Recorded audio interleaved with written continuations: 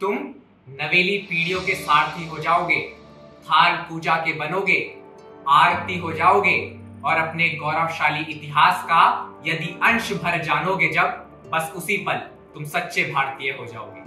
नमस्कार, एक बार फिर से स्वागत है आपका सूचनामा में और मैं हूं आपके साथ आपका अपना कहानीकार दिव्यांश मिश्र। आज हम आपको बताने जा रहे हैं राजपूताना के ऐसे ही दो वीर गोरा और बादल की कहानी, जिनकी वीरता और बलिदान के किस्से आज भी अमर है और रोंगटे खड़े कर देने वाले हैं। गोरा चित्तौड़गढ़ के राजा रावल रतन सिंह के यहाँ सेनापति थे और बादल उनके भतीजे थे।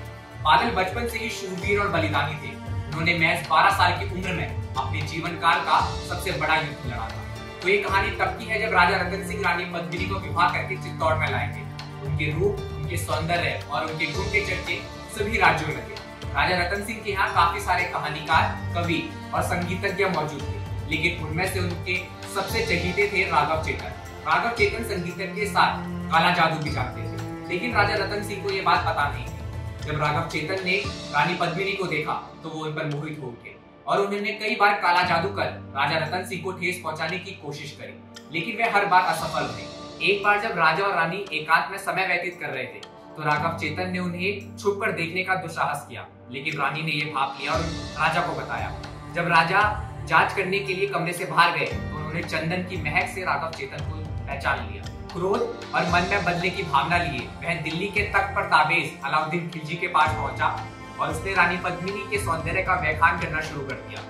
जब खिलजी ने यह सारी बातें सुनी तो वह पागल हो उठा और उसने चित्तौड़ पर हमला करने का, धावा बोलने का निश्चय किया। लेकिन जब वो वहां पहुंचा तो उससे राजपूती सेना का बाल भी बाका नहीं हुआ।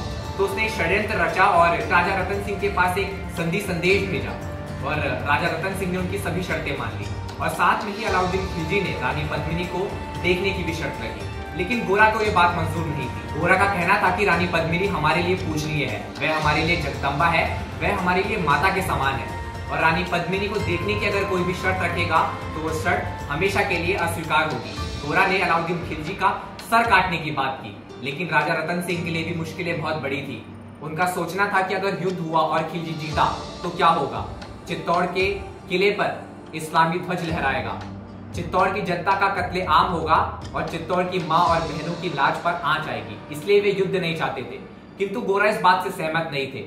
इसलिए वे और उनके भतीजे चित्तौड़ छोड़कर सदैव के लिए वहां से चले गए। जब अलाउद्दीन खिलजी संधि संदेश लेकर चित्तौड़गढ़ पहुंचा तो उसे रानी पद्मिनी की आईने में तस्वीर दिखाई गई, जिसे देखकर वो और भी मोहित हो गया और उसने षड्यंत्र करके राजा रतन सिंह को बंदी बना लिया। उन्हें बंदी बनाकर जब वो दिल्ली ले गया तो दिल्ली से एक संदेश भेजा कि अगर राजा रतन सिंह को जिंदा चाहते हो तो रानी पद्मिनी को दिल्ली भेजा जाए, अगर ऐसा नहीं हुआ तो राजा रतन सिंह का कटा हुआ सिर पाओगे। जैसे ही ये खबर मिली वैसे ही पूरे चित्तौड़ में शोक की लहर दौड़ पड़ी। तो रानी पद्मिनी अपने कुछ विश्वास पात्रों के साथ जंगल में गोरा और बादल को ढूंढने गई और काफी ढूंढने के बाद वो एक जिले में मिले, जहाँ पर रानी पद्मिनी ने गोरा जी से माफी मांगी और उनसे कहा कि इस समय राज्य को आपकी सबसे ज्यादा जरूरत है। पर गोरा जी ने कहा कि मैं राज्य छोड़ चुका हूँ, अब मैं वापस नहीं आऊंगा। इस पर रानी पद्मिनी ने कहा कि अगर राजपूती आग पर आंच आ गई तो जीते जी पछताओगे, अपने आप को कभी माफ नहीं कर पाओगे। ये वक्त बैर और हट करने का नहीं है, ये वक्त अपने राज्य के लिए लड़ने का है। जिस पर गोरा जी मान गए और उन्होंने कहा कि आप हमारी जगदम्बा हैं, आप हमारी देवी हैं, कृपया हमसे क्षमा याचना ना करें, हम आपके साथ चलेंगे।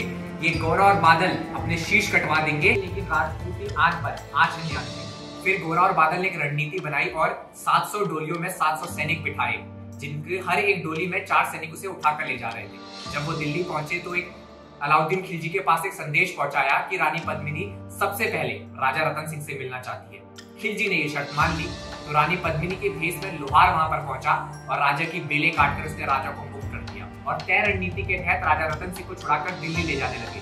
जब खिलजी को ये बात पता लगी तो उसने दोगुनी सेना के साथ उन पर हमला कर दिया, लेकिन गोरा और बादल ने उनका डटकर सामना किया। उन्होंने अपने सिर कटवा दिए, किंतु सिर कटवाने के बाद भी उनका धड़ युद्ध करता रहा, लेकिन उन्होंने राजा रतन सिंह पर आंच नहीं आने दी और उन्हें सकुशल चित्तौड़गढ़ वापस पहुंचाया। तो ये थी शूरवीर और पराक्रमी गोरा और बादल की कहानी।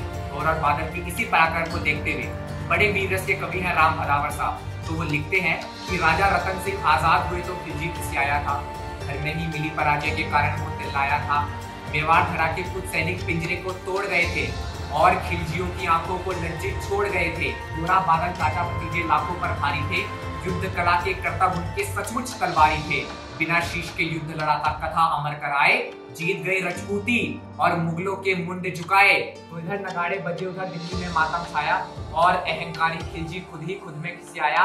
बोला मुस्तंडो, जाओ जाकर और कहीं जाकर मर जाना, अपने बिनते चेहरे अब मुझको नहीं दिखाना। वो आजाद परिंदे से आए और उड़ा ले गए, तुम तलवार न खींच सके, वो राजा छुड़ा ले। तो गौरवशाली भारतीय इतिहास की ऐसी ही दिलचस्प कहानी और किस्सों को सुनने के लिए हमारे साथ जुड़े रहिए सूचनामा पर। अगली बार फिर मिलते हैं एक नई कहानी के साथ। धन्यवाद।